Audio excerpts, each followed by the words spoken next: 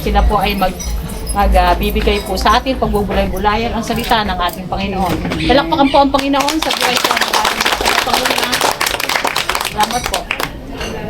Ano ba pinag-compare? Tayo gagawin sa ating Mr. Flo. Maraming Diyos, maraming Panginoon sa atin. Buong kagalakan ko po, Panginoon Jesus, na iniaalay sa inyo ang pinakamataas sa papuri, ang pinakamataas na pagsamba sa isang napakagandang isang napakahalagang pagtitipon at magsasama-sama po namin sa iyong banal na harapan sapagkat ang ganitong panahon, Panginoon, sa amin pong buhay ay masasabi po namin mahalaga sapagkat hindi po kami laging ganito. Malalayo po ang aming po mga pinagmulan at napakarami pong milya ang aming po maglilakbay upang marating namin ang lugar na ito at din sa aking mga kapatid na namin dito. Sila ay mga galing sa kanilang mga trabaho at galing Panginoon sa kanila pong mga pinagkakaabalahan. At maaaring ang iba sa kanila ay nag-iwan, Panginoon, ng kanilang mga mahalagang gawain. Ngunit walang pinakamahalaga sa buhay kundi ang ganitong pagsasama-sama. Amen. Para sa iyo napakabanal at dakilang pangalan sapagkat ito ay isang dakilang pag-iimpok sa Espiritu. At ang lahat ng gawang ganito, Panginoon, ay binabasbasan po ninyo at ito ay inyong pinagpapala. Sapagkat ang bawat minuto at ang bawat oras na amin pong ginugugol dito ay isang napakalaking kasaganaan sa amin pong mga espiritu sapagkat kami ay pinalalago, Panginoon, ang aming pagsasama-sama. Pinagkakalooban mo po kami, Panginoon, ng mga kagalakan at kaligayahan na dito lang po namin matatagpuan sa iyong napakabanal na presensya sapagkat sinabi mo po na kung saan mayroong 2 o 3 na nagkakatipon sa iyong pangalan, kayo ay narito sa aming kalagitnaan. At ang lahat ng mga bagay na dala nila sa iyong banal na harapan ngayon, anumang kanilang kalagayan sa spiritual na buhay, kung sila man, Panginoon, ay may mga dalang kahilingan o mga panawagan o pangangailangan, kayo, Panginoon, ang kasagutan ngayon sa kanila po mga buhay. At kung mayroong mga sakit sa loob at labas ng kanilang mga katawan, kayo, Panginoon, ang dakilang manggagamot at pinakamabisang kagalingan para sa kanila. At kayo din, Panginoon, ang kalutasan sa lahat ng mga bagay sa kanilang mga buhay, anuman ito. Kayo ang nakakaalam, kayo, Panginoon, ang nakakakita. Ngunit sa iyo nga po, Panginoon, sa iyong salita mula sa aklat ng Lucas, na walang imposible sa iyo. Amen. Lahat ay may kalutasan, lahat ay may katugunan, at lahat, Panginoon Jesus, ay may karampatan, Panginoon, na mga solusyon sa lahat ng mga bagay. Basbasan niyo po at pagpalain ang tahanan ito na muli pong nabubuksan sa ganito mga gawain.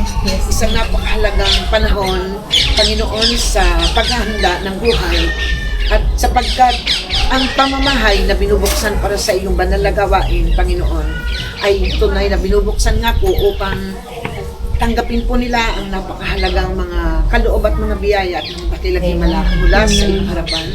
At napakaraming mga bagay ang maaaring mangyari sa ikabubuti, sa ikagaganda, sa ikalalakas at sa ikatitibay ng kanila pong mga buhay, sa ikasasagana ng kanilang mga kalagayan. At sa bawat isang pumunta rito, sa mga kapatid na narito ngayon, sila man ay magsisitanggap ng mga dakilang bagay na nagmumula sa iyo. At narito kami upang magpasalamat at maghandog sa iyo, Panginoon, ang aming mga parangal at paglakilan. Basbasan niyo po't pagpalain ng bayan at pumaparito sa iyong pangalan. Ito po ang dalangin sa pangalan ni Jesus. Amen. Amen. Amen. Sa inyong hapon, mga kapatid, tayo maliit po sa presensya ng Panginoon. Alam niyo, ang ating pagsasama ito, mga kapatid, ay ito'y isang napakahalagang bagay dahil sa napakatagal na panahon, siguro 1 taon na ulit ang nakalipas bago pa ulit tayo nagkaroon ng ganitong panahon. Last June 20, I think, hindi ko alam kung ganito yung pets. or maaaring mas late kaysa sa later. At ang lahat ng mga panahon na ganoon ay isang napakahalagang panahon, isang mahalagang mga pagsasama-sama na dapat natin tandaan, dapat natin ingatan. Yung pagparito ninyo ay hindi na hulugan na kayo ay, kung halimbawa, nag-iwan kayo ng mga bahay, nag-iwan ng mga trabaho, ay mas maraming nakalaan ng mga himala ang Panginoon sa bawat isa.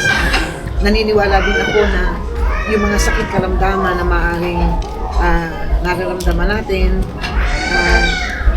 sa ganitong mga panahon ng ating pagsasama-sama, kagalakan ng ating mga espiritu, kagalakan ng ating mga buhay, kagalakan ng ating mga kaluluwa, kagalakan ng ating mga kaisipan, kagalakan ng ating kalooban, at ganyan din ay kagalakan ng ating mga puso.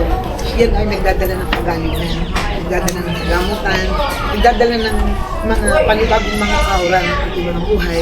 At yan ay gumagamot ng lahat ng mga kalungkutan, gumagamot ng lahat ng mga bagay na kung titignan natin ay parang wala lang, pero hindi nyo alam na ang Diyos pala ay may ginagawa. Ang Diyos ay mayroong inaalis na alam na yan ang makasasama. At ang Diyos ay mayroong dinadagdag para sa ikabubuti ng ating mga buhay. Ang isa sa mga paksa natin ngayon na maaari natin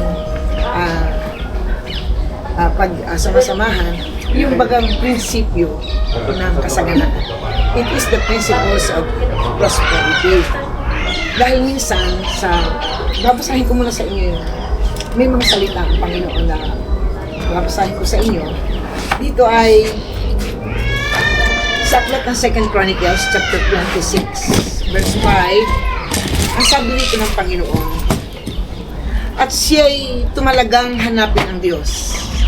Kung ang isang mananampalataya ay talagang nagnanais na ang kanilang buhay ay ninanais natin sino ba naman ang tao na hindi gustong guminhawa? Sino ba naman ang tao na hindi gustong sila ay magtagumpay sa buhay? Siyempre gusto natin lahat na guminhawa ka, tayo ay sumagana ang buhay, tayo ay mawalan tayo ng mga problema sa buhay. Lahat ay maaaring mangyari sa atin.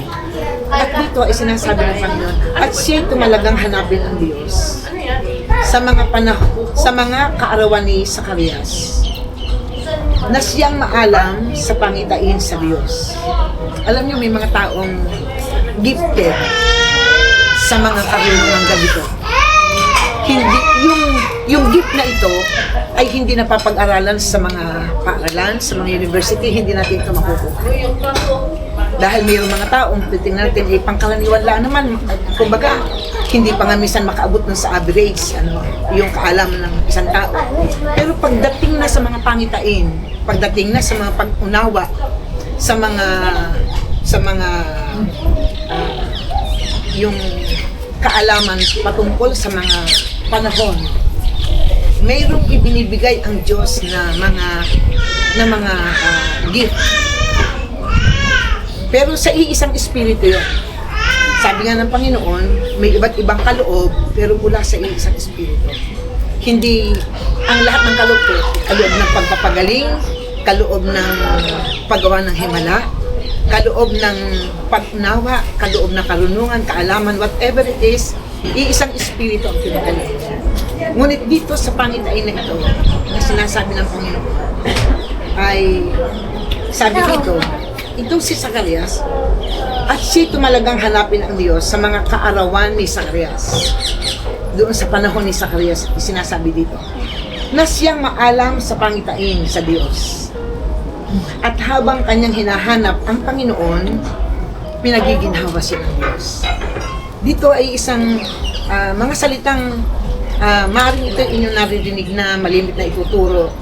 Pero this time ay merong mahalagang ipinaparating ang Panginoon sa atin. Kaya yung pagdalo ninyo dito at pagparito sa gawain, hindi ito nagiging kaabalahan sa atin.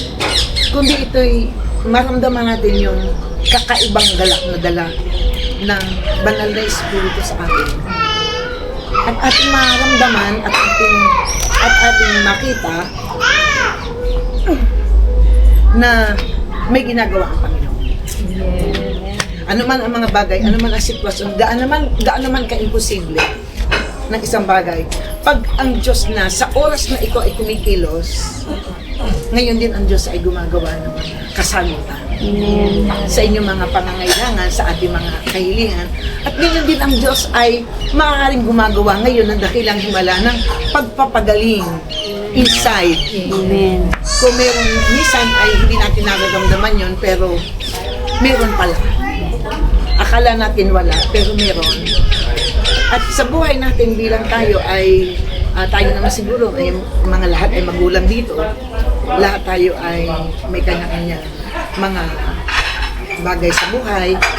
Pero lagi natin itunan na sa bawat panahon ang Diyos ay laging gumagawa ng mga bagay na imposible sa ating pananaw. Dito ay may sinasabi, yung sinasabi ko sa inyo kanina, the principles of prosperity, yan ay malimit natin na ituturo, malimit natin na ipapahaya. Pero itong sinasalitang ito, prinsipyo ng kasaganahan. Ito ay isang, ako nalalamigan ako, kaya ako ganito ako magsalita. Nalalamigan ako, praise the Lord. Kaya lang, minsan kahit tayo ay yung bagang mananampalataya, pero bakit may mga nagsasabing mananampalataya? Ako naman ay mananampalataya din. Ako naman ay nagbabasa din ng Bible. Ako naman ay sumisimba lagi tuwing araw ng linggo. Ay bakit sila lang? Bakit hindi ako nakakaranas ng ganung mga bagay? Bakit hindi ko rin na ipapamuhay yung nangyayari sa kanila? Pero may mga bagay tayo na dapat malaman na sa buhay ng isang mananampalataya ay lagi natin kinakailangan na dahil minsan ang mananampalataya ay sa primero lang magaling, sa umpisa lang. Pag sa iyong pag-uumpisa talaga, yung bagang kung tawagin ng mga matatanda ay ningas kugon. Alam niyo yung salitang yung ningas kugon? Amen. Yung ningas kugon, magaling lang sa umpisa. Kumbaga, pag nagtagal-tagal na, pag nahirapan na, pagka nabugnot na, o pagka nagka-problema na, at pagka mahirap na ang sitwasyon, dyan ka na lang. Hindi ako maaaring, hindi ko pwedeng gayanin kayo. Di ba, may mga taong ganyang walang tiyaga. Sabi nga, pag hindi natin talaga inilapat ang ating sarili sa Panginoon, ay talagang mahirap. Minsan, alam niyo, ang Panginoon talagang hindi natatapos yung kanyang test sa atin. Sinusubok minsan yung pananampalataya natin. Pero minsan, kahit pa sabihin natin na sinusubok din ng Diyos ang ating yung ating pananampalataya, sinusubok din ba kung hanggang kailan, kung sa panahon ba nang meron mo lang ako paglilingkuran, o sa panahon ba nang wala, ako pa rin ba ang pipiliin mo? Yan, may mga mananampalatayang gano'n na hindi nila kayang pagtiisan ang mga bagay. At mayroon ding mananampalataya na magaling sa kanilang sarili, ayaw nilang tumanggap ng turo. Ayaw nilang tumanggap ng payo.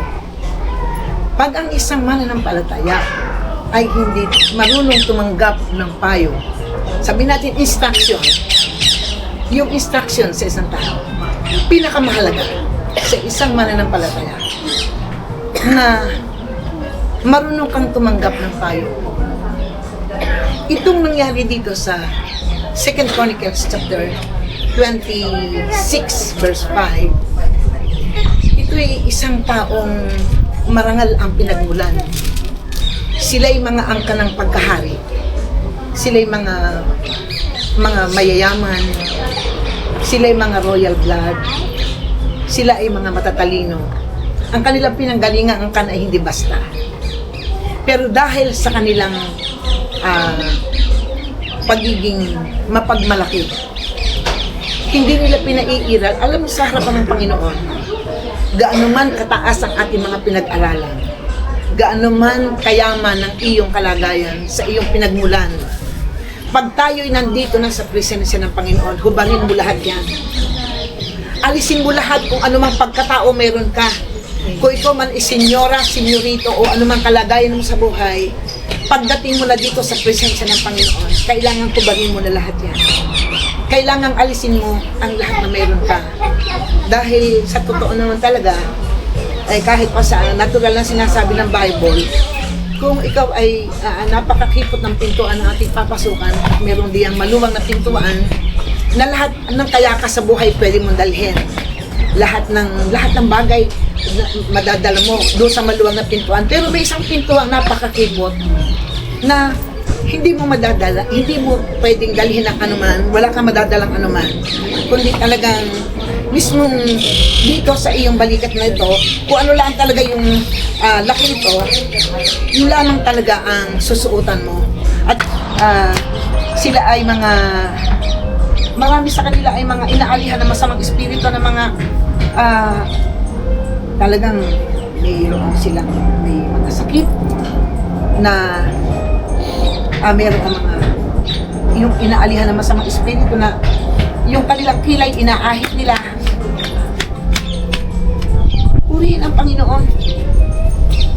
O one time, dumating sa akin na may sandaling kailangan ipatong mo yung kamay.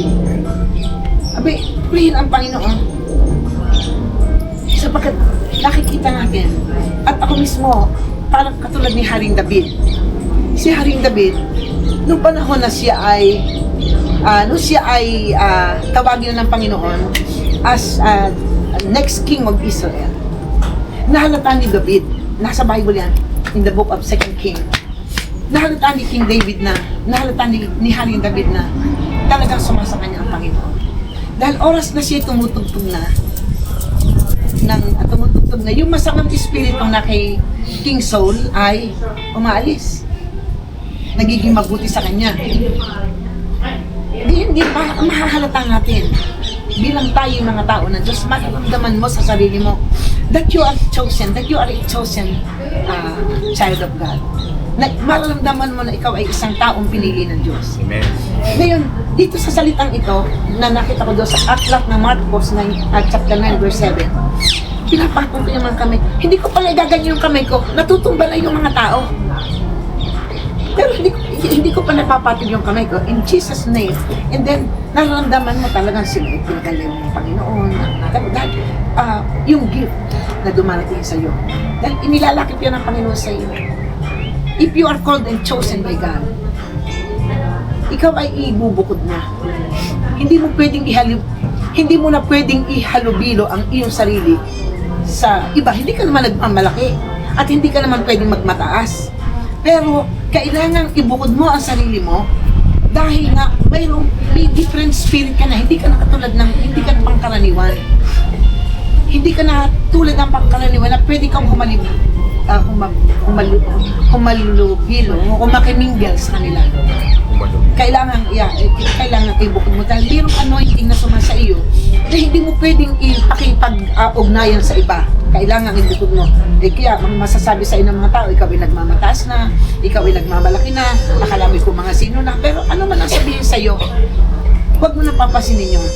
Dahil totoo naman talaga na masasabi nilang nagmamalaki ka. Pero hindi. Dahil meron ka lang anointing, yung bahid na sumasa iyo na kailangan ingatan mo. Dahil kailangan talagang, pag hindi mo iningatan yan, ang sabi nga ng Panginoon in the book of Revelation, kung hindi mo iingatan ang iyong unang pag-ibig, you have to keep your first love. Kailangan ingatan mo yung first love mo, yung unang pag-ibig mo, yung pagkakatawag ng Panginoon sa iyo.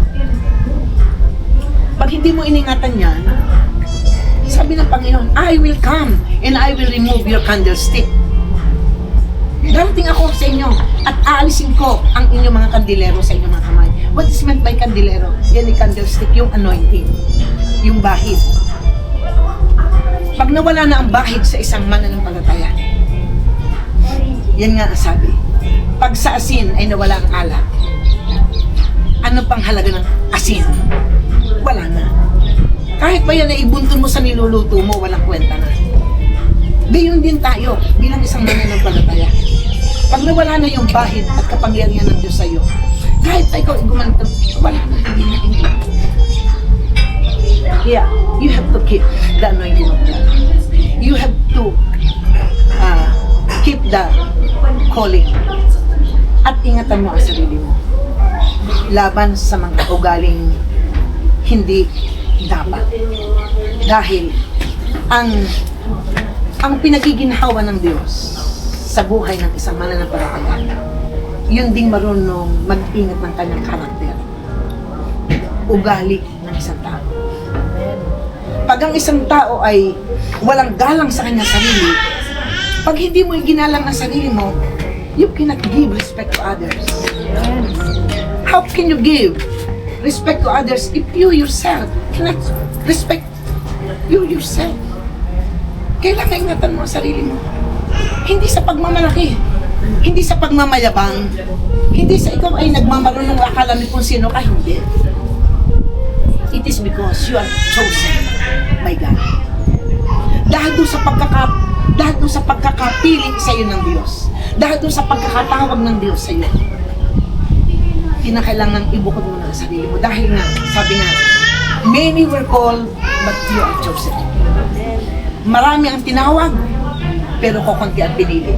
Tingnan ninyo, sa mga kaklase ninyo siguro, kayo naka-elementary, high school, o college, maaaring ang nag-enroll kayo nung grade 1 to grade 6, kayo ay, maaaring kayo ay 50. Nung kayo dumating ng high school, kayo ay maaaring 30 na. Pero nung dumating ng college, maaaring kayo ay lalabing 5 na. Dahil hindi lahat ay makakatuntong sa mataas na paaralan. Dahil hindi nila kaya. At pag dumating na yung graduation, maaaring yung 15 ay 50 na. Dahil sala lang ang makakatapos hanggang doon sa graduation. Kalahatin, kaunti na lang ang magmamarcha. Gayon din sa atin. Kaya kinakailangan ingatan natin yung anointing na ito. Kinakailangan ay pakinggan natin ang mga turok ito ng Panginoon. Pakinggan natin ang bawat salita ng Panginoon. Bigyan natin ng mataas na pagpapahalaga ang panahon na tayo ay nakakapag-attend pa ng Bible study. Dahil habang sa mga panahon natin, I'm already 72. At sa edad ko at age 72, mga kapatid, ay talaga nakakaranas ako ng mga, talaga isang tatlo na akay na kami, pastor doon, ang anak ko kinakain. Pero nakakalakad naman. Kaya lang, sa buhay natin bilang tayo mga mananampalataya, ingatan natin, pag sumikapan natin na tayo lagi sa gawain ng Panginoon. Minsan, ang ating mga anak iniiwanan, ang ating mga asawa iniiwanan. Dalhin ninyo lahat. Amen. Dalhin ninyo lahat. Dahil alam niyo kahit paano nilipot ng mga bata na yan, hindi may maiiwang salita ng Diyos sa kanila. Amen. May maiimplant doon na hanggang sa kanilang paglaki ay sila talaga ay susunod sa aral ng Panginoon. Iba na yung talagang sila ay talagang ipinanganak mo sa presensya ng Panginoon. Ngayon sa ating pagsunod at pagtalima sa mga itinuturo sa atin bilang tayo mga pastor, bilang tayo mga manggagawa, even yung isang pangkaraniwang mananampalataya, lahat tayo dinahira ng Panginoon. Ano man ang kalagayan mo sa buhay. Ay, hindi naman ako pastor, kahit hindi ka pastor, kapatid, tinawag ka ng Panginoon. Tinawag ka sa pamilyang ito. At ikaw ay kasama sa bahid na yun. Kasama ka doon sa mga missions and visions na kung saan ay inilagay ng Panginoon sa church na ito at kasama ka doon. Kasama ka hanggang sa tawagin lahat tayo ng Panginoon sa kanyang kaharian. Kaya lang, mga kapatid, yung sinasabi dito, yung principles of prosperity, kinakailangan, lagi mong hinahanap talaga ang Panginoon. Sa pagpunta mo sa gawain, ang purpose mo ay ang Panginoong Jesus. And isa pa sa ating pakikinig, kailangan kung ano yung sinasabi ng ating pastor, kinakailangan pakinggan natin, ingatan natin. At iwasan natin ang mga salitang, ang pag-i-encourage natin sa kanila, kinakailangan talagang yung mula sa puso, hindi yung, alam mo yung pag ang alam mo kung ang salita sa iyo ay kahit nga yung bata pag ang bata ay hindi nakakita ng magandang hitsura sa pagmumukha mo, hindi mo yan mapapalapit sa iyo. Lagi yan takot na takot sa iyo. Laging palayo. Pero pag yung nakakita ng loob sa iyo, kahit ikaw isang kanan pumunta, makikita mo ang bata ay susunod lagi sa iyo. Gayon din sa espiritu. Pag ang isang leader, mga kapatid, pag ang isang pastor, pag ang isang mananampalataya, ay talagang nagki-care sa mga tupa ng Diyos. Sabi ko nga, marami sa mga pastor akala niya ay mga member ko yan, ay mga ano ko yan. No, we are not a member of any person. We are all a sheep of God. Tayong lahat ay mga tupa ng Diyos. Tayo lahat ay mga pag-aari ng Diyos. Tayo lamang bilang mga mananampalataya, tayo na pasasakop sa leadership na inilagay ng Panginoon sa atin. Napasasakop tayo, mga kapatid. Dahil sabi nga, delegation, nakalagay doon ay obedience to God's delegated authority is obedience before God.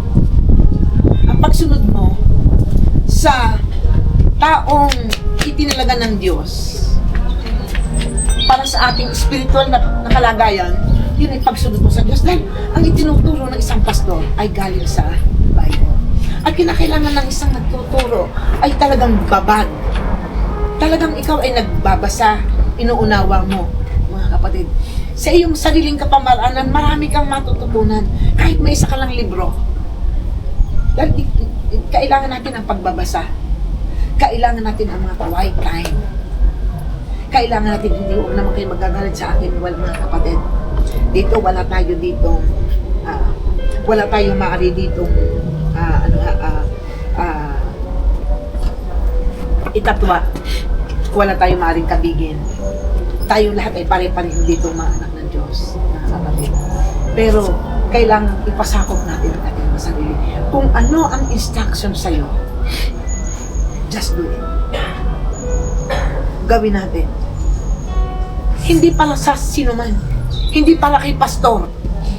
Hindi para sa sinuman tao. Para yan sa atin. Para sa iyo. Dahil ikaw ang tatanggap ng reward. Doon sa pagsunod na ginawa mo. Dahil ikaw ang pagkatao mo yan eh. Ngayon kung ikaw ay marunong rumispeto sa sarili mo, makakapagbigay ka ng respeto sa iba. Amen. Ngayon, kung wala kang respetong tao sa sarili mo, dahil mayroong tao na, basta na. Alam ganyo yung kung ano yung sabihin ng basta na, yung walang pakialam kayo, masaktan ka, wala akong pakialam sa'yo. Pero hindi. Kailangan nating ingatan ang damdamin ng isa't isa. Kung nire-respeto mo yung sarili mo, irespeto mo rin yung damdamin ng iba. Bigyan natin ng respect yung iba. Dahil kita ng Diyos. Lahat ay nakikita ng Panginoon. Itong si Uzias, ito'y hari. He is King Uzias. Habang kanyang hinahanap as he saw God. Habang hinahanap niya ang Diyos, pinagiginhawa siya ng Diyos. Pero nung dumating na ang panahon na siya ay king na, pinagkalooban na siya ng wisdom. Itong si King Uzias, pinagkalooban na siya ng knowledge of the Lord. Pinagkalooban siya ng mga kakaibang kapantasan. Dahil trained siya kay Zacarias. Itong si Zacarias na ito ay isang lalaking marunong sa mga pangitain. Marunong siya. Gifted siya dito. Dito sa 12 tribe of Israel, itong kung inyong mababasa ang history ni Isakar. Si Isakar, isa sa mga ni Jacob. Siya yung isang lalaki na pinagkalooban ng Diyos ng sa pagtingin niya lang sa mga bituin, sa pagtingin niya sa mga buwan, sa pagtingin niya sa mga araw, sa pagtingin niya sa mga hihit ng hangin. Alam niya, mayroong kakaiba siyang calling dito, si Isakar. Ito, hindi si Zacarias. At itong si Uzias, at kahit yung ama ni Uzias na si Amasias, yun ay train kay Zacarias. At itong si Uzias ito, train siya kay Zacarias, pero hindi niya iningatan ang turo sa kanya ni Zacarias. Nung una-una, siya ay nakikinig, masunurin siya. Kaya naman talagang siya pinagpala ng Panginoon hanggang sa siya maging hari. Pero dumating ang sandali na siya ay nagmataas na. Nung nakikita na niya na kumakapal na ang bayan, lahat ng tao ay sumusunod na sa kanya, na siya ay talagang pinayaman na ng Panginoon, talagang pinagpala na siya, lubos, nagmalaki ng kanyang puso, nagmataas na siya. At sa kanyang pagmamataas, hindi na niya hinahanap ang Diyos. Tumigil siya sa paghanap sa Diyos. Siya naging mapagmataas na laging sa halip ng kanyang mga salita, maging biyaya sa makakarinig. Yung mga taong pinagsasalita niya, nagagalit na sa kanya. Ganyan ba yung king natin? O halimbawa, ganyan ba yung si pastora? Ganyan ba yung si bishop? Ganyan ba yung si pastor? Hindi ka nakakahiya. Hindi sa kanila, kundi sa Diyos na tumawag sa atin. Kundi sa Diyos na naglagay ng bahid sa atin bilang mga tagapanguna sa bayan ng Diyos.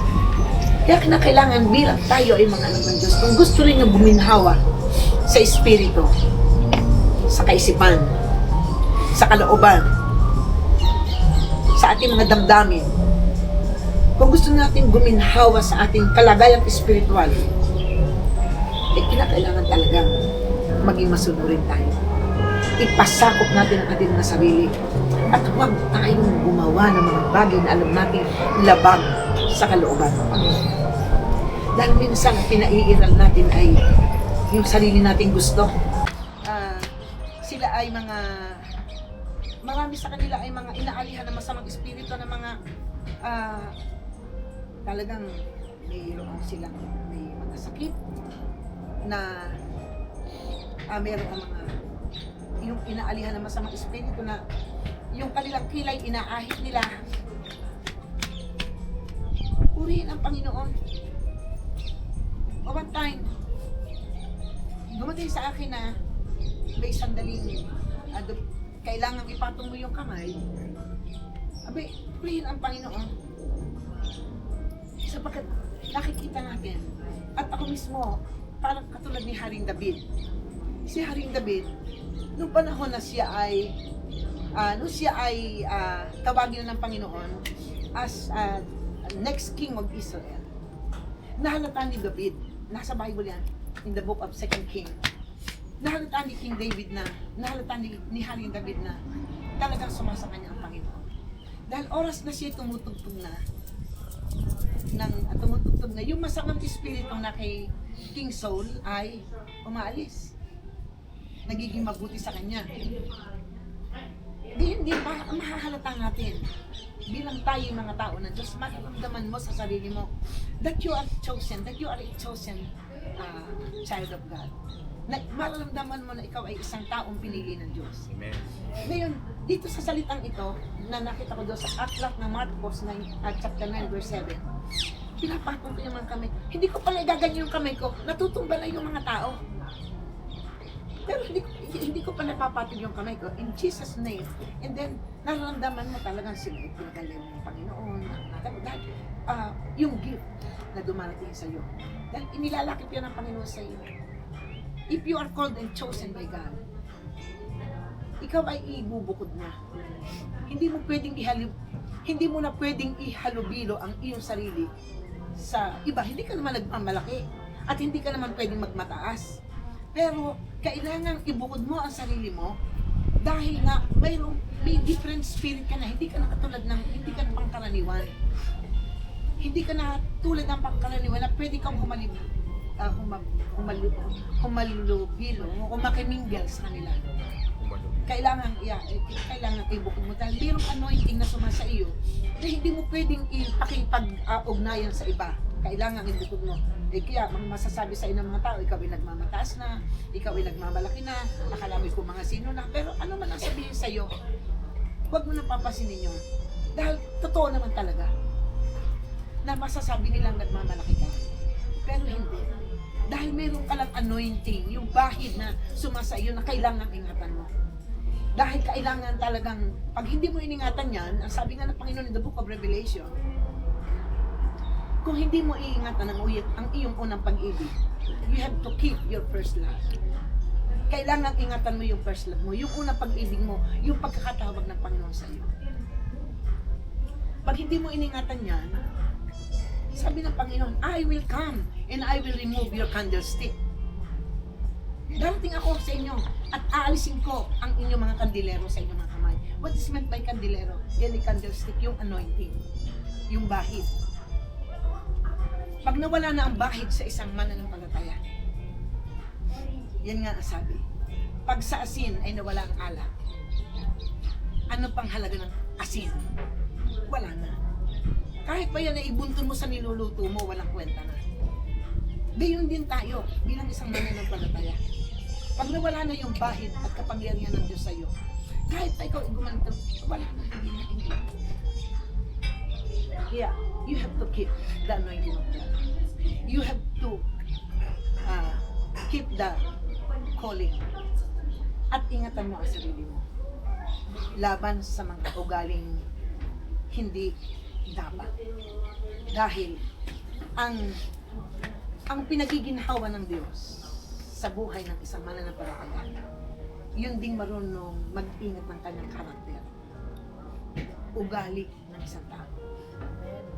Pag ang isang tao ay walang galang sa kanyang sarili, pag hindi mo iginalang ang sarili mo, you cannot give respect to others. How can you give respect to others if you yourself cannot respect you yourself?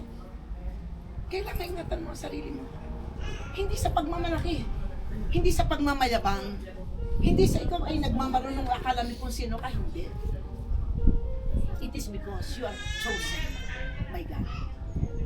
Dahil doon sa pagkakapiling sa iyo ng Diyos, dahil doon sa pagkakatawag ng Diyos sa iyo, kinakailangan ibukod mo na ang sarili mo. Dahil nga, sabi nga, many were called, but you are chosen.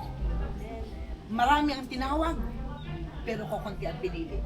Tingnan ninyo, sa mga kaklase ninyo siguro, kayo naka-elementary, high school, o college, maaaring ang nag-enroll kayo nung grade 1 o grade 6, maaaring kayo ay 50. Nung kayo dumating ng high school, kayo ay maaaring 30 na. Pero nung dumating ng college, maaaring kayo ay 15 na. Dahil hindi lahat ay makakatuntong sa mataas na paaralan. Dahil hindi nila kaya. At pag dumating na yung graduation, maaaring yung 15 ay 50 na. Dahil sala lang ang makakatapos hanggang doon sa graduation. Kalahatin, kaunti na lang ang magmamarcha. Gayon din sa atin. Kaya kinakailangan ingatan natin yung anointing na ito. Kinakailangan ay pakinggan natin ang mga turong ito ng Panginoon. Pakinggan natin ang bawat salita ng Panginoon. Bigyan natin ng mataas na pagpapahalaga ang panahon na tayo ay nakakapag-attend pa ng Bible study. Dahil sa mga panahon natin, I'm already 72. At sa edad ko at age 72, mga kapatid, ay talaga nakakaranas ako ng mga, talaga, minsan inaakay na kami, pastor doon, ang anak ko inaakay na kami. Pero, nakakalakad naman. Kaya lang, sa buhay natin bilang tayo mga mananampalataya, ingatan natin, pag sumikapan natin na tayo lagi sa gawain ng Panginoon. Minsan, ang ating mga anak iniiwanan, ang ating mga asawa iniiwanan. Dalhin ninyo lahat. Amen. Dalhin ninyo lahat. Dahil alam niyo kahit paanong lilipot ng mga bata na yan, hindi may maiiwang salita ng Diyos sa kanila. Amen. May mai-implant doon na hanggang sa kanilang paglaki ay sila talaga ay susunod sa aral ng Panginoon. Iba na yung talagang sila ay talagang ipinanganak mo sa presensya ng Panginoon. Ngayon sa ating pagsunod at pagtalima sa mga itinuturo sa atin bilang tayo mga pastor, bilang tayo mga manggagawa, even yung isang pangkaraniwang mananampalataya. lahat tayo dinahira ng Panginoon. Ano man ang kalagayan mo sa buhay. Ay, hindi naman ako pastor, hindi naman ako, kahit hindi ka pastor, kapatid, tinawag ka ng Panginoon. Tinawag ka sa pamilyang ito. At ikaw ay kasama sa bahid na yun. Kasama ka doon sa mga missions and visions na kung saan ay inilagay ng Panginoon sa church na ito at kasama ka doon. Kasama ka hanggang sa tawagin lahat tayo ng Panginoon sa kanyang kaharian. Kaya lang, mga kapatid, yung sinasabi dito, yung principles of prosperity, kinakailangan, lagi mong hinahanap talaga ang Panginoon. Sa pagpunta mo sa gawain, ang purpose mo ay ang Panginoong Jesus. And isa pa sa ating pakikinig, kailangan kung ano yung sinasabi ng ating pastor, kinakailangan pakinggan natin, ingatan natin. At iwasan natin ang mga salitang, ang pag-i-encourage natin sa kanila, kinakailangan talagang yung mula sa puso. Hindi yung, alam mo yung pag ang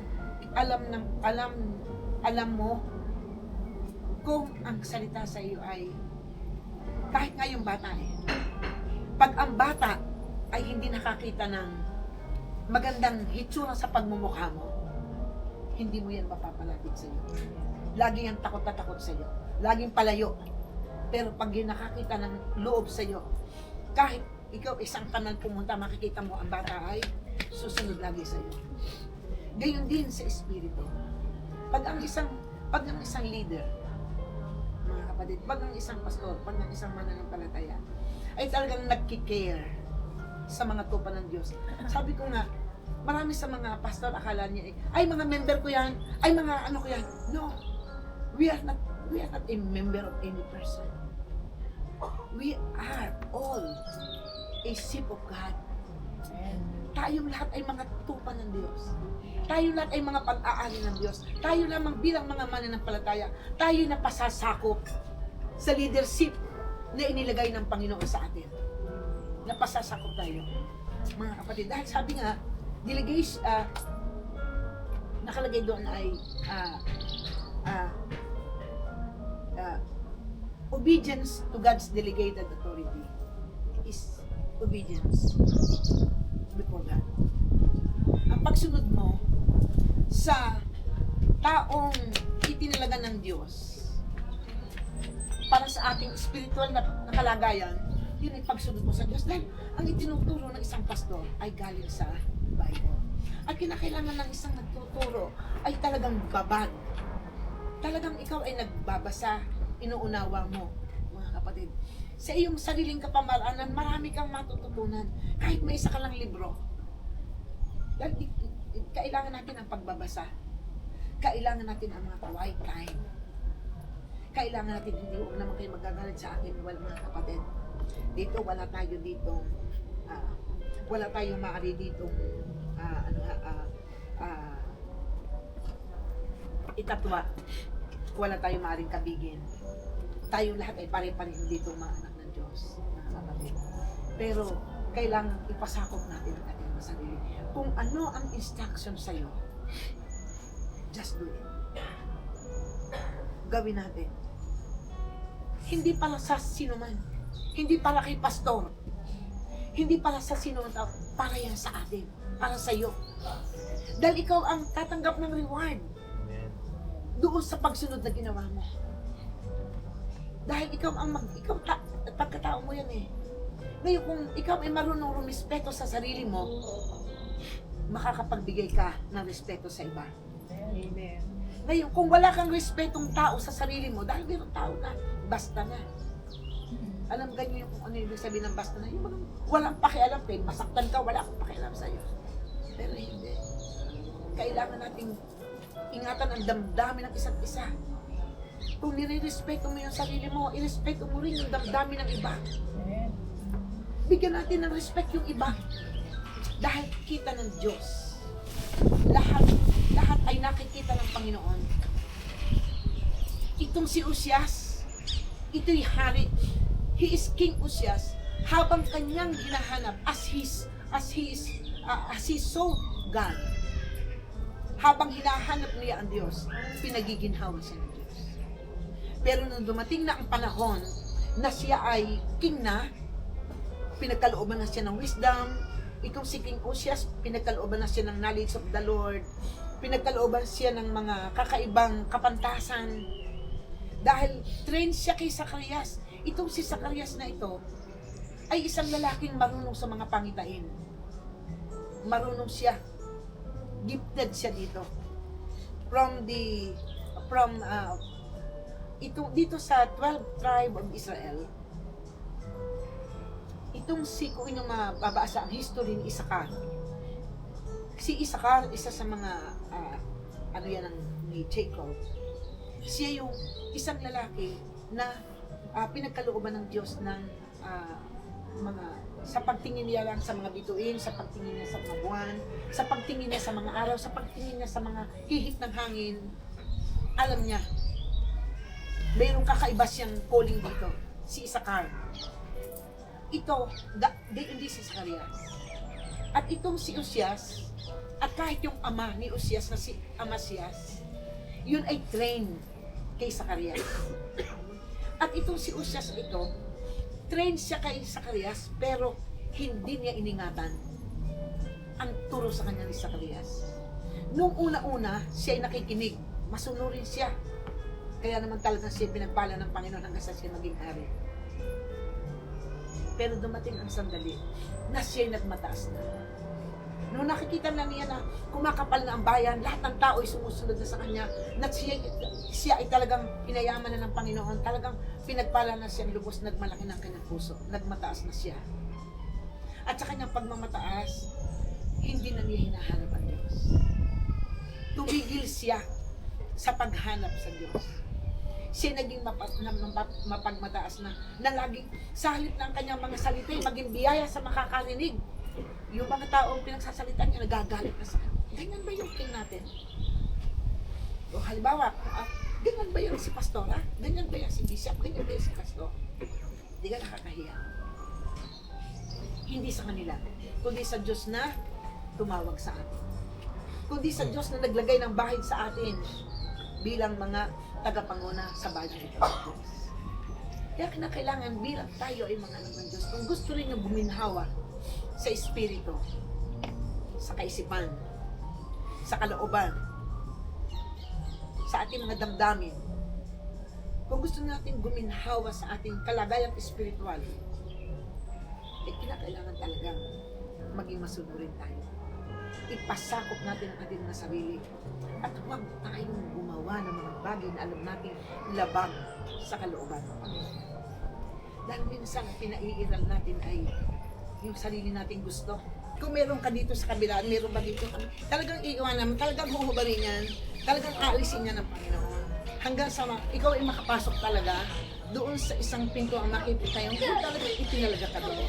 Kaya lang, kinakailangan talaga nating gawin ang mga ipinag-uutos sa atin ng Panginoon. Dahil minsan ay ang isang mananampalataya, dahil nga sa minsan ay ang kalagayan sa buhay ang ating tinitingnan.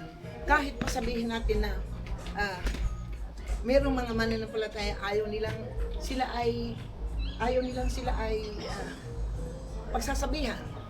Ayaw nila nang sila ay papayuhan. Hihingi ng payo pero hindi naman susundin. Ito sinasabi dito. At habang hinahanap ang Panginoon, pinagiginhawa siya ng Diyos. Ibig sabihin, pag ikaw ay nandito sa presensya ng Panginoon, wala kang gagawin sa buhay mo kundi talagang hanapin siya. Hindi mo hahanapin si sister, hindi mo hahanapin si brother, hindi mo hahanapin kung sino-sino. Just seek God. Kung pupunta ka sa church, para kay Jesus lang. Para sa Panginoon ka lang. Sa Diyos ka lang talaga pupunta, hindi yung napakarami ng iyong mga kausap. Dahil sa dami ng kausap mo, malilimutan mo na ang tunay na layunin mo sa pagpunta ng church ay tanging siya. Ngayon, kung iyong ikukumit ang sarili mo sa Panginoon, kung ikukumit mo ang iyong buhay sa Diyos, na siya lang talaga ang layunin mo, Panginoon, muli po nandito kami sa iyong harapan. Bagamat nandito pong aking mga kapatid, it is our time for acknowledgement. It is our time for to recognize each other. Pero hanggang doon lang, ikaw, Panginoon, ang pinakadakilang layunin kung bakit ako naririto. Kayo po ang tunay na itinitubok ng aking puso. Kayo, Panginoon, ang tunay na kinasasabikan ng talukap ng aking mga mata. Sapagkat kayo lamang, O Diyos, ang itinitibok ng aking ang iniibig ko. Kayo lamang, Panginoon, ang niluluwalhati ko. And every time na ikaw ay magsasalita, lagi mong salitain sa buhay mo na I love you, Jesus. Sabihin mo sa sarili mo, sa panahon ng iyong kagalakan, always tell Him, I love you, Jesus. At maging sa panahon ng iyong kalungkutan, huwag mong kalilimutan, Panginoon, sa kabila ng lahat ng mga bagay na nangyayari sa akin, whatever it is, na ganitong mga mahapdi, masasakit, pero patuloy ko pa rin sasalitain sa aking mga labi. Ikaw pa rin ang number one sa akin. So, hindi ka maaaring mapalitan. Ikaw ang laging nandito, sapagkat ikaw ang laging itinitubok nito. Kayo lagi ang naririto, nakaupo sa trono ng aking puso.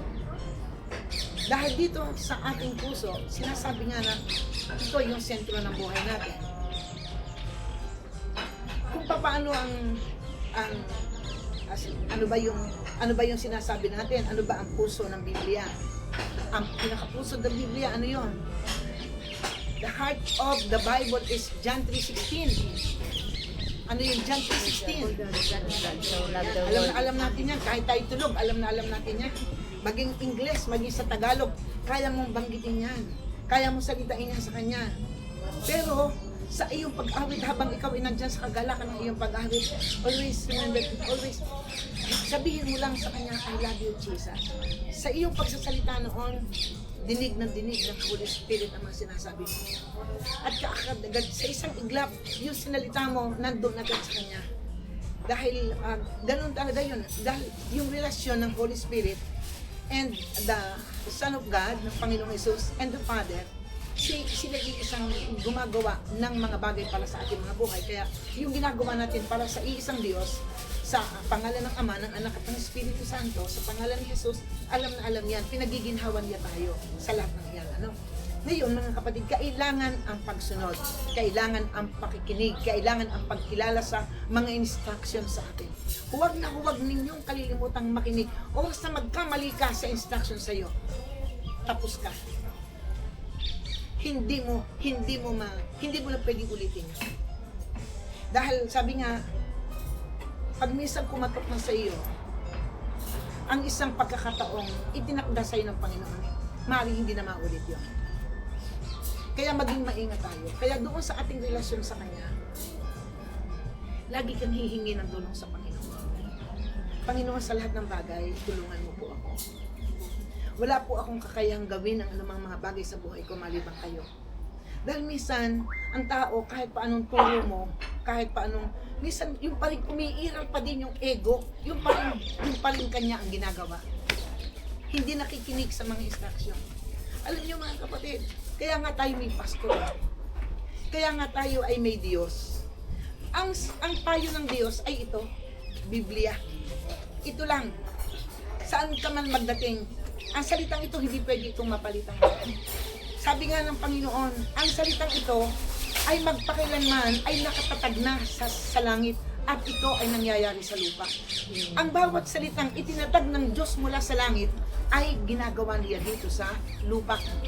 At ang lahat ng ginagawa natin dito sa lupa, yan ay ating isang stepping stone o gate o isang passes para ikaw ay makarating sa langit.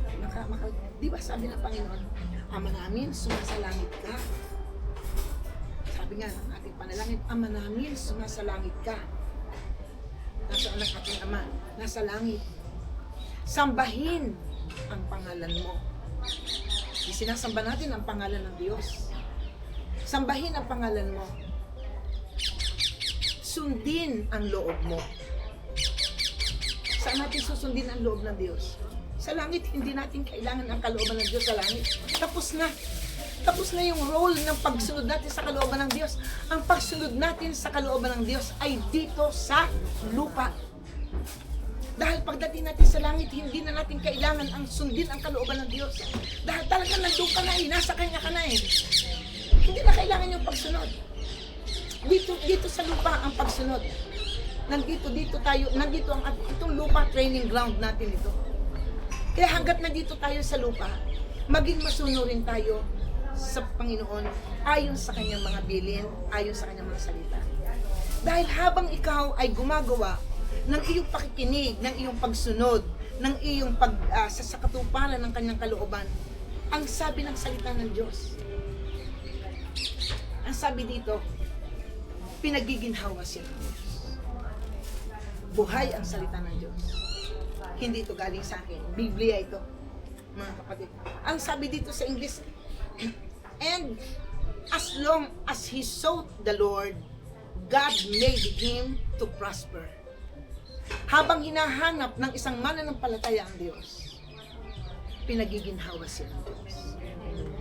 Habang sinusunod ng isang mananampalataya ang kalooban ng Diyos, pinagiginhawa siya ng Diyos. Ito yung prinsipyo ng kasaganaan. Gawin natin. Di ka, ang dami talagang nag-business. Ang galing pa ng nila. Sila ay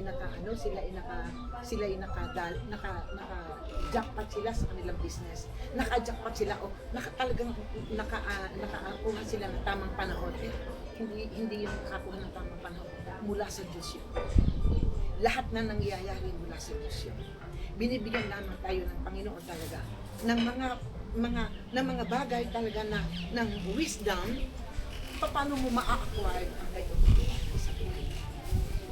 Dahil merong mga tao na itong katulad na nangyari dito na ito'y kilala natin. Alam niyo yung ito'y isang mag-ama mula kay Amasias, isa siyang hari. Naging anak niya si Uzias, mga kapatid. Itong mga taong ito sa panahon ni Zacarias. Itong si Zacarias ay isang lalaking may gantimpala mula sa Diyos patungkol sa mga pagkilala sa mga pangitain. Marunong siya magsalita, maalam siya. Pag sinabi niya isang bagay, talagang pinapapangyari niya. Pinapapangyari ng Panginoon yan. Bakit? Dahil may salita silang tinanggap sa Panginoon. Alam niyo, sa buhay natin bilang isang mananampalataya, tayo may kanya-kanya tayong tawag sa Panginoon. Ako bilang isang wala naman akong alam. Basta dumating na lamang ang mga sandali na ini-ordain kami bilang mga pastor. Hindi ko naman sinabi at hindi naman kami nagpresenta. Basta pinili lang kami, tinuro kami na. Tatatandaan ko yung sinabi mo sa akin. Sabi ng pastor, ikaw babae, ipangaral mo ang salita ng Diyos. Hindi ko alam. Paano ako mangangaral ang salita ng Diyos? Ay, itong mga panahon, talagang nagbabasa naman kami ng Bible, hindi naman totoo, katagalan, kumbaga hindi naman. Pero, ipangaral mo, sabi sa akin, ipangaral mo ang salita ng Diyos. Tumingin ako sa akin likod. Wala naman tao dito sa likod eh. Tumingin din ako dito sa kabila, wala din naman tao. Tumitingin ako. Maraming tao dito sa unahan ko, pero doon sa likod, wala. Pero nakatulong sa akin yung kamay. Nung pastor, ipangaral mo, babae, ipangaral mo ang salita ng Diyos. Tumingin ako ganyan, wala. Tumingin uli ako sa kanya, sabi, oo, ikaw. Sabi ng pastor, oo, ikaw. Sabi sa akin ganyan. Ganun lang. Sabi ko, kung ganun, sabi sa akin, oo, ikaw. Purihin ang Panginoon. Dumating sa akin ang mga sandali na dumating na sa amin yung mga ID, dumating nakalagay nga doon sa aking pangalan, pastor. Alam niyo, purihin sabi ko ay, Panginoon, kung talaga ba ako'y tinatawag mo bilang pastor, Panginoon, gusto ko talagang maranasan na paano ba ang magpastor, paano ko ba gagawin ito? Sabi ko gano'n, Panginoon, kung talagang ako'y tinawag mo bilang isang pastor sa gawain ay gusto ko pong marating ang pinanggalingan ng salita ng Diyos. Gusto ko pong makarating ng Israel, pero imposible. Dahil hindi naman ako mag-upload dahil may mga anak ako maliliit. Sabi ko, paano ako makakarating ng Israel? Pero pag ang Diyos na tumawag sa iyo, gagawa ng Diyos ang nangdaan kung paano naging imposible kay Moses na iligtas ang bayang Israel sa kamay ng mga Egyptians na humahabol sa kanila. Nasa gitna sila ng dagat na mapula, ng Red Sea. paano magkakaroon? Di ba lahat mamamatay? Wala naman silang lulusutan niyan. Pero ang Diyos ay gumagawa ng daan doon sa mga imposibleng mga sitwasyon ng buhay. Ganon din sa ating buhay. Laging ang Diyos ay gagawa ng mga imposibleng bagay sa buhay natin para matupad ang kanyang mga kalooban para sa iyo. Para sa bawat isa sa atin. Kaya nga, itaas na ni Moses ang tungkod niya. Nagsimula na gumawa ng himala ang Diyos sa buhay ni Moses at sa buhay ng bayang Israel. Nahawi na ang dagat na mapula. Yung tubig naging bakod sa kanan at yung tubig ay naging bakod sa kaliwa at natuyo ang isang daan mula doon sa Egypt papuntang lupang pangako. Praise the Lord. Pumasok na ang bayan ng Diyos na sa pangunguna ni Moses. At nandyan, takbuhan sila. Pero alam niyo mga kapatid, palibhasa'y Diyos ang tumawag sa atin. Mga kapatid, sabi ko, Panginoon, gusto ko pumarating ang pinagmula ng salita ng Diyos na ito. Kaya sabi ko, pagkalipas ng isang buwan, may dumating na balita sa amin ay siya ay ganun. Kaya minsan ang turo, hindi na tumatalab sa tinuturuan. Wala na nakikinig. Bakit? Dahil ma-effect na eh. Wala silang maramdaman. Wala na yung anointing na magturo, na mag-preach, na mag-sermon. Wala na. Nawawala na yung anointing, nawawala na yung bahid. Na hindi natin alam na unti-unti inaalis na ng Panginoon. Kaya minsan, dito sa church, halimbawa, minsan ay meron tayo mga kapatid na nawala. Minsan ay nakita natin na nandun na pala sa ibang church na. Di ka minsan sinasabi natin, uy naku, alam mo, mahal na mahal ka ng Panginoon. Ba't ka nawala? Ba't ka doon nagsisimba na pala? Ba't ka nawala dito sa church? Di ba dati kasama ka namin? Alam niyo minsan, hindi natin alam yung pala talaga, inalis na talaga yung Panginoon. Dahil talaga mayroong mga tao, di ba sa John chapter 15, nakita niyo kung paano ang Diyos ay nagtitrim. Di ba inaalis niya yung mga sa halaman na natutuyo na, yung parang nakakasagabal na, mga kapatid, inaalis na yun ng Panginoon. Bakit? Para yung mga natitira ay lumago. Minsan may inaalis na, mga kapatid. Dahil isang tao ay ang kanyang sarili ang gustong itaas, mga kapatid. Ang ating paglilingkod na ito, hindi utang na loob ng Diyos. Ang ating paglilingkod na ito, kinakailangan talagang gawin natin para sa Diyos. Para sa kaligtasan ng lahat ng mga taong tinawag ng Diyos para sa kanyang pangalan. Na tulad din natin na kailangan din magmana ng buhay na walang hanggan. Ngayon, ang pag-ibig natin sa Diyos, kinakailangan natin gawin sa tao. Ibahagi natin sa tao. Kaya sinasabi ng I love you, Jesus. Kung umaawit ka, habang umaawit ka, habang inaawit ka, tulad, ano na inawit natin kanina? Mabuting Diyos na sa amin ay nagmamahal, pinupuri, sinasamba kita. Dakilang Diyos at Panginoon. Tunay ngang ika'y walang katulad, tunay ngang ika'y di nagbabago. Mabuting Diyos na sa amin ay nagmamahal. Mahal na mahal kita. I love you, Jesus. At pag narinig ng Panginoon sa iyong mga labi na iniibig mo siya, minamahal mo siya, lagi siyang magpapahingalay sa iyo. Lagi siyang lalapit sa iyo. Lagi siyang nandyan sa tabi mo. Lagi siyang nandito sa tabi mo. Lagi siyang nandyan sa balikat mo. Mararamdaman mo yung anointing na mula sa kanya na sumasa iyo.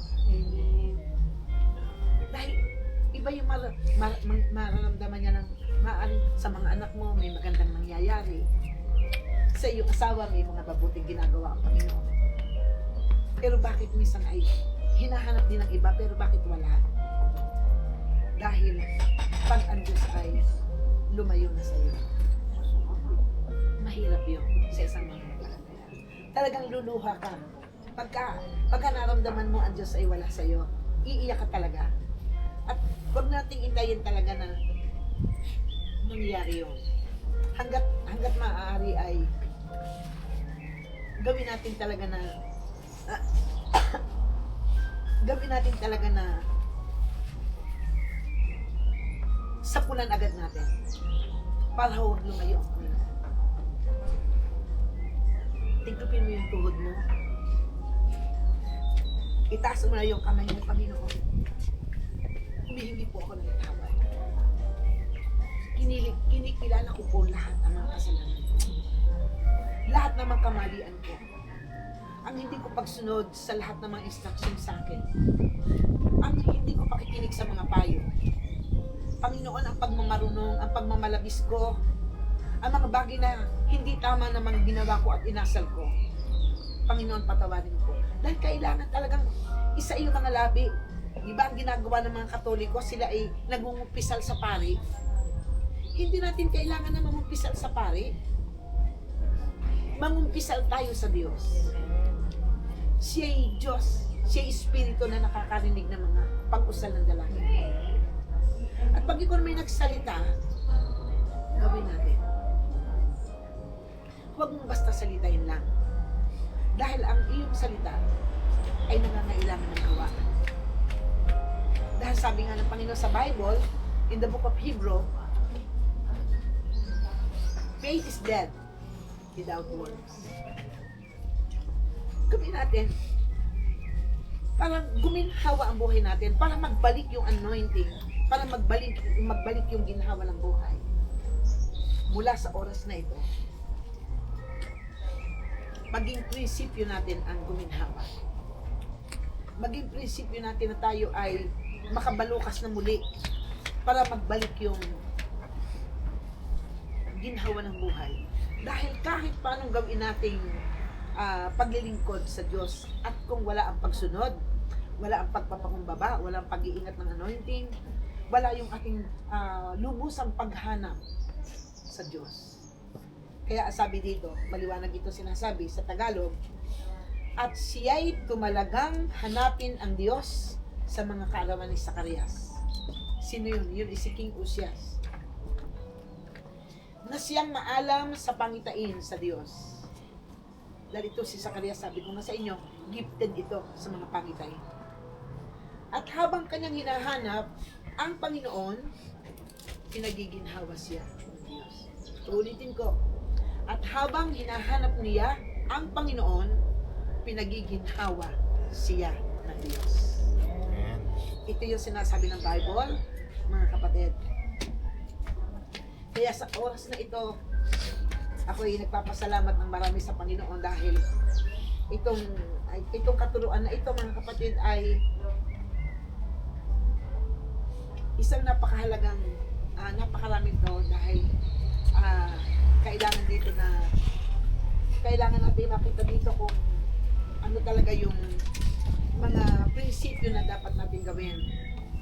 Dahil minsan magtataka ka sa sarili mo, bakit sa halip na sumulong yung buhay mo, bakit sa halip na dumami ka sa iyong kalagayan, ikaw ay lumago sa iyong kanan, dapat ay lalago ka sa iyong kaliwa, pero bakit parang walang nangyayari?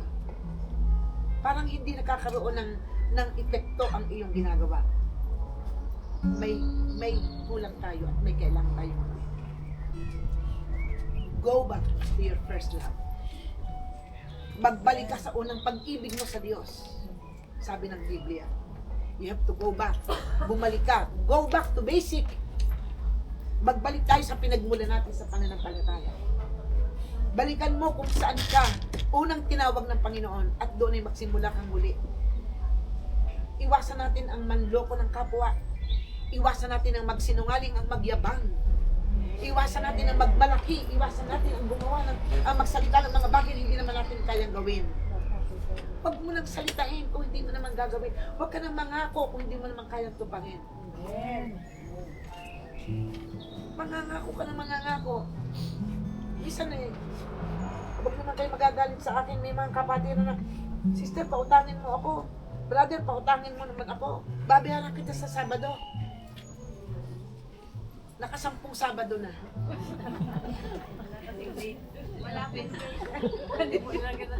Saturday.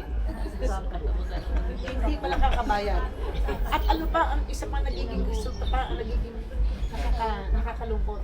Yun pang mga nagsalitang gayon, yun pang nagnangako ang nagagalit.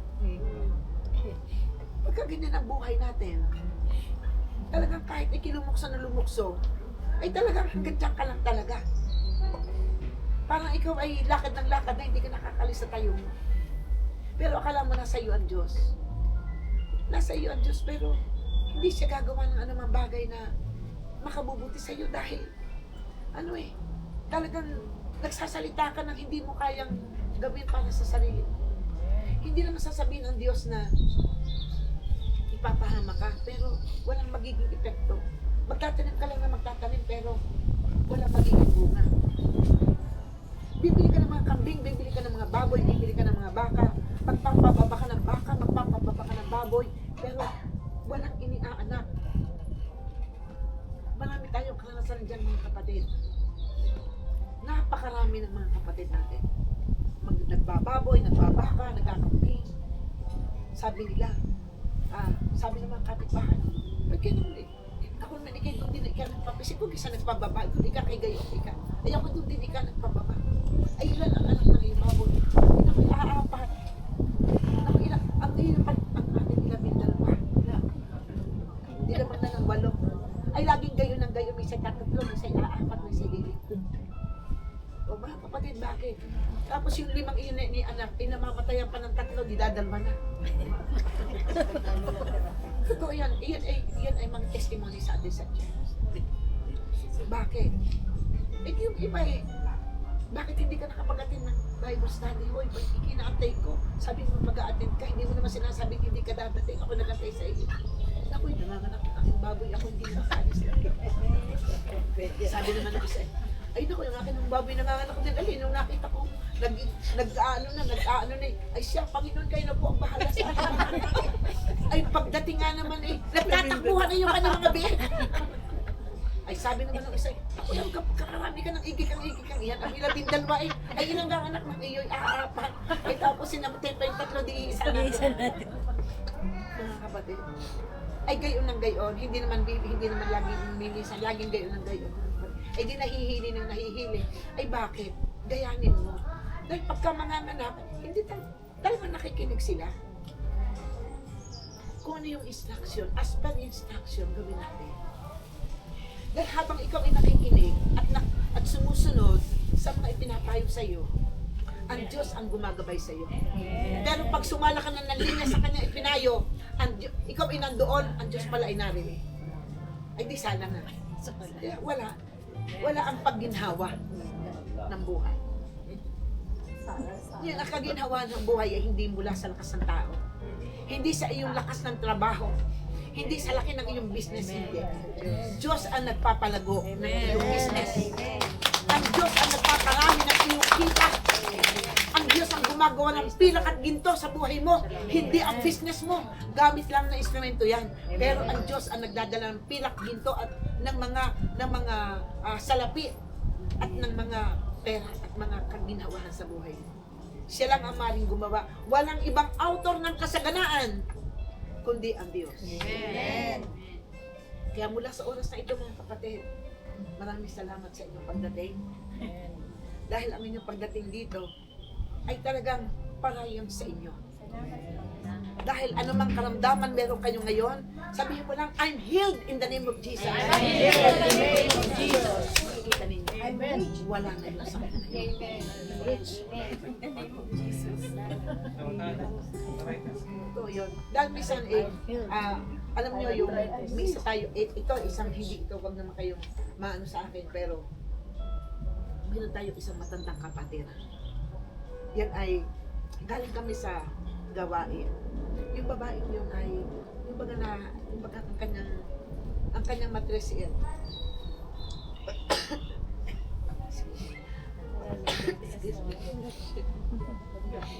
May hay fever mo. Malamig kasi siya, nalalamigan. Ang kanyang matres ina, yung bagang nalabasan.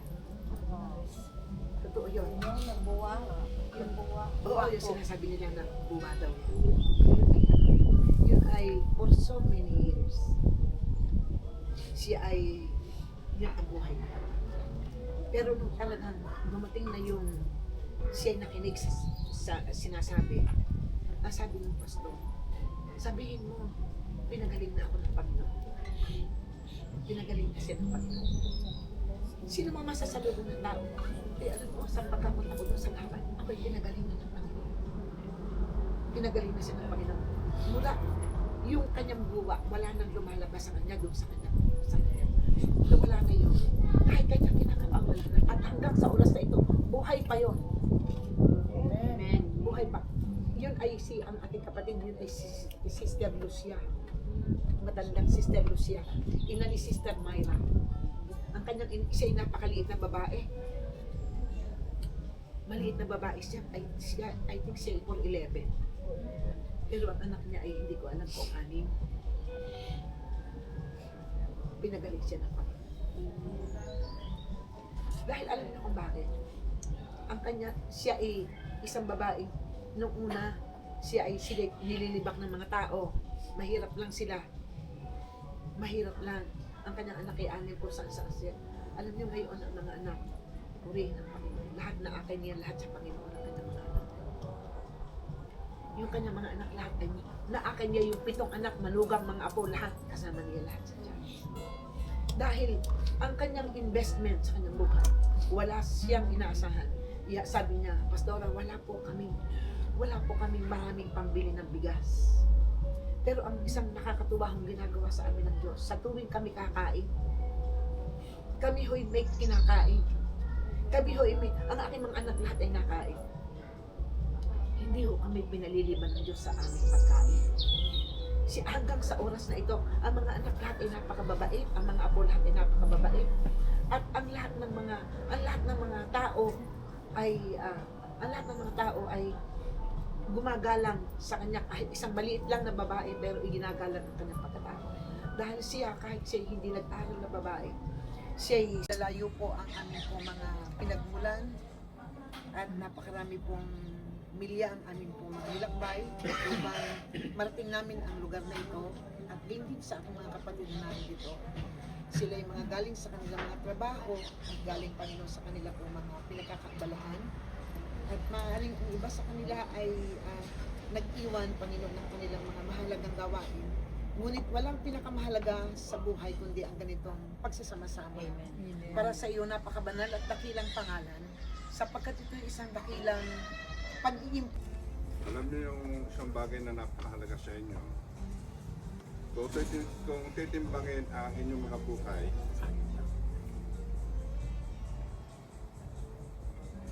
tapos ka na.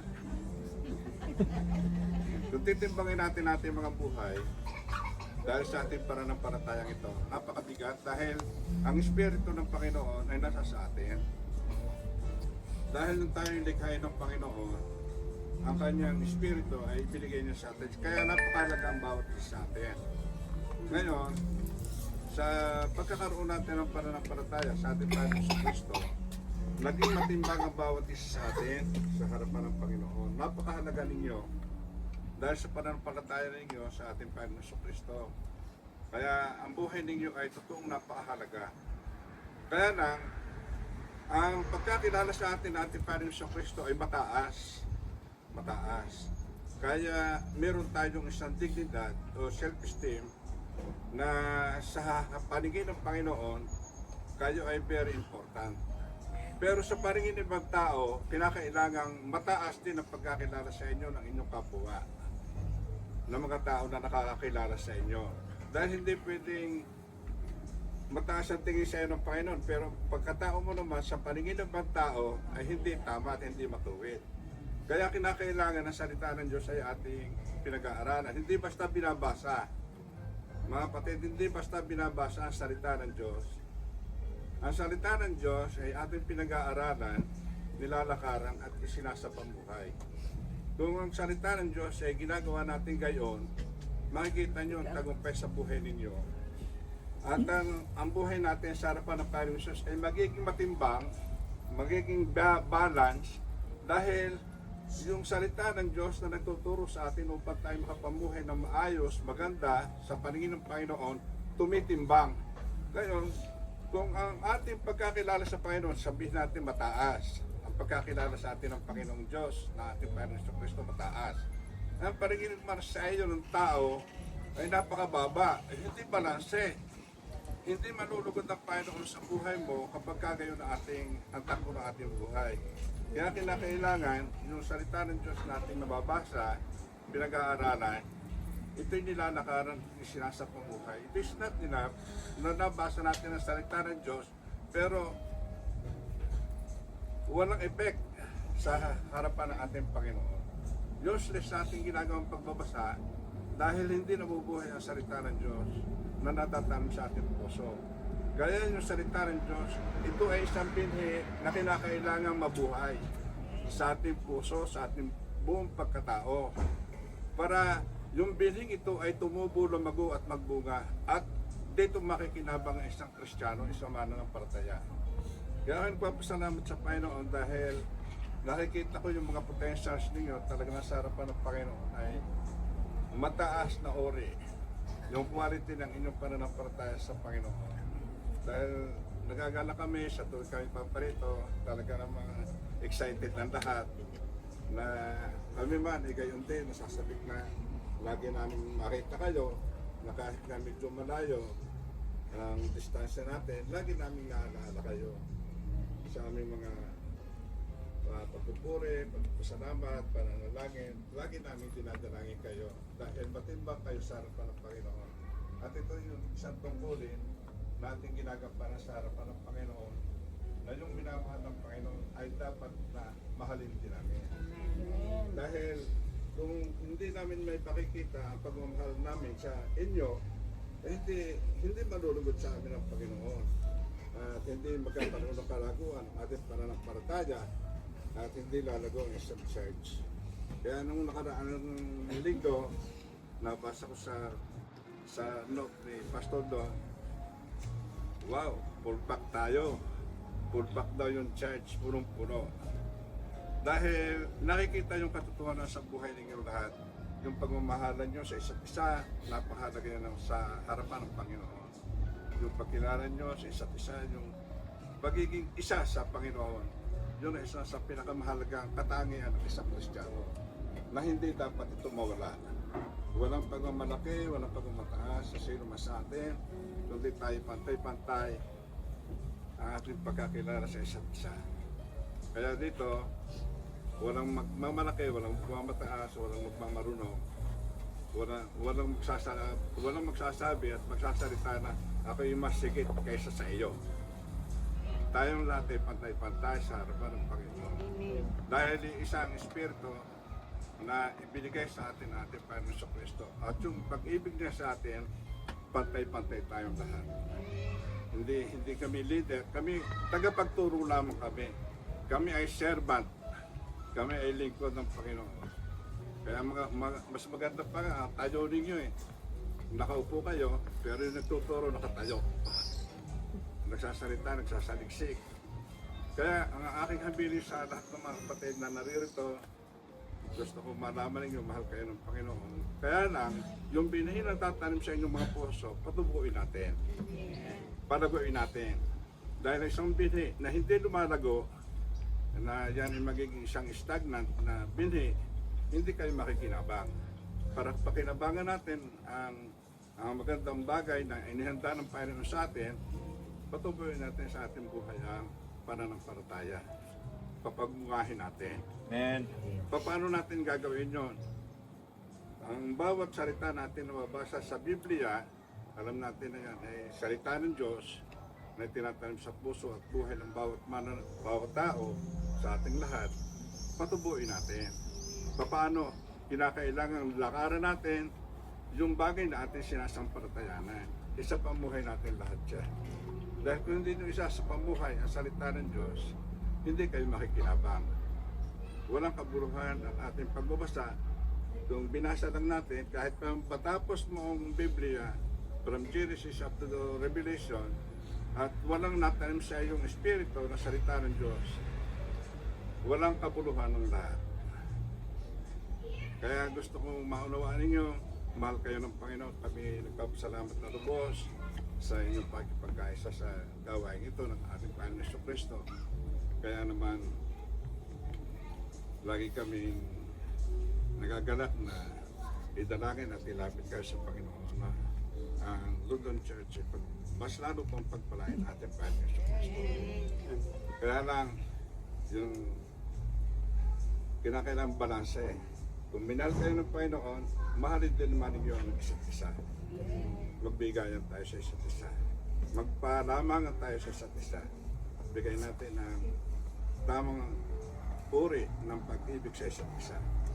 Walang pagmamalaki, walang pagmamataas, at walang pagmamaruno. As nararito dahil tayo ay pare-pareho, pantay-pantay sa paningin natin Panginoon Kristo. Kaya dalangin ko sa Panginoon na sa pagbabasa niyo ngayon, unawain niyo mabuti ang bawat letra, ang bawat salita na inyong mababasa. Ito ay very effective. Ito ay talagang truth na sabi nga kahit kudlit sa salita ng Diyos, ito ay mayroong kabuluhan. Hindi ito mawawala ng kabuluhan. Lahat ng yan ay mahalaga sa Panginoon. Kaya salamat sa Panginoon sa inyong pagdating. Dalangin namin sa Panginoon na patuloy kayong pagpalain para gawin. At isa pang bagay na nais kong parating sa inyo, hindi kayo pinili at tinawag ng Panginoon hindi lang para maging milyonaryo. Amen? Kaya rin papasalamat sa Panginoon dahil sinasabi niyo, kumusta na kayo dyan? Ito, payaman ng payaman. Mayaman sa spiritual na buhay. Ang kinakailang makita sa atin ng Panginoon. Mayaman tayo sa espiritu, and then after that, magiging mayaman tayo sa material. Sa lahat ng bagay. Sa lahat ng bagay. Laging tatandaan ang sinasabi ng Panginoon sa Mark chapter 8.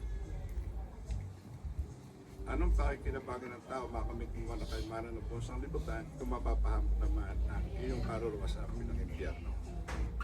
Kaya kinakailangan makita sa puso at buhay ng bawat isa atin yung pagsunod, pagtarima sa ating napakaputing Diyos. Amen. Kalapakan natin ng Panginoon. Amen. God bless you. Dahil natin ito may mga kapatid, tayo nagkakaroon ng panalangin. We shall be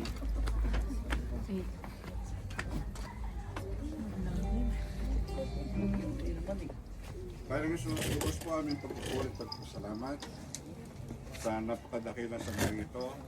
Iyo po ang pinagkaloob sa iyo pong mga anak dito sa London. Maranatha JIC, London. Na nandito nga po ang iyo pong mga anak. Ubos po kaming natuto at nagagalak na makita ang bawat isa sa kanila.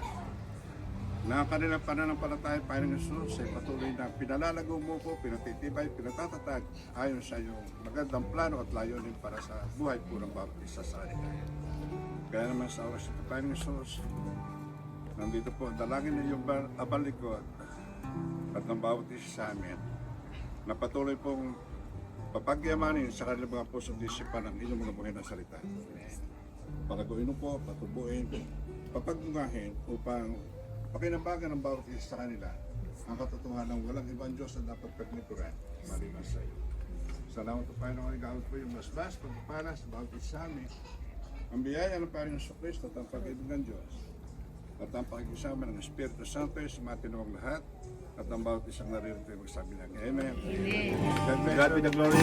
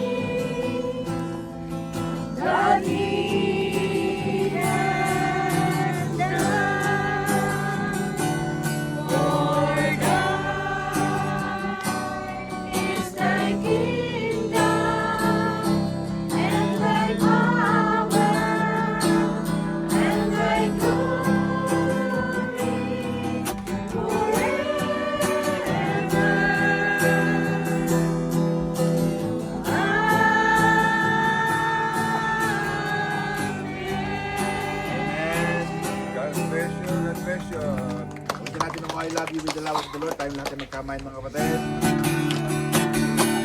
Oh, I love